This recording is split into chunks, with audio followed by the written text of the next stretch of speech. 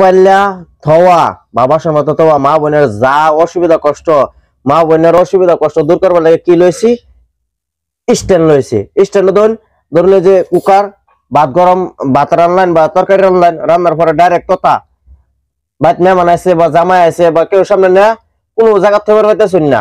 কিব জায়গাটা খাপস হয়ে যাবো বা কালি হয়ে যাবো এটার জন্য কি আনছি যে স্ট্যান্ড ধরুন সুন্দরভাবে থই দিলেন বা সাইডে স্ট্যান্ড জরুর মতন থাক এই যে কুকার থই দিছি কোনো অসুবিধা নাই তারপর দুই চা রান্নার বস্তুতে আবার দুধ গরম করা বস্তু এটাও থই দিতে পারবেন কোনো অসুবিধা নাই এই যে এই স্ট্যান্ডটা কত সুন্দর ভাবে দোকানটা কই আছেন মেলাগানি তিনআলি বাজার জামা মসজিদের সামনে সোহেল এন্টারপ্রাইজ বা গরিবের আসবল বিডিএস নম্বরটা ফোন করে অর্ডার দিতে পারবেন এই ধরুন এই যে পাল্লা বা ডেক যে কোনো বস্তু সুন্দর ভাবে থই দিবেন না জায়গা খাপস হইব না জায়গা পুরবো না কোনো অসুবিধা হইব কোনো টেনশন নেই মা বোনের রান্নার কোনো টেনশন নেবেন না তারপরে ধরুন এই যে আরেকটা কত বড় এটা ধরুন হান্ডি লড়াই যে এটা তৈরি তারবেন কোনো অসুবিধা নাই আপনারা লাগলে যে কোনো বস্তু যা লাগে সব কিছু বস্তু আমার দোকানে পাইবেন কম দামে অরিজিনাল বস্তু পাবেন মেলাঘাট তিনআলি বাজার জামা মসজিদের সামনে সোহেল এন্টারপ্রাইজ বা গরিবের আজমল আপনারা আয়না লয়ে যান।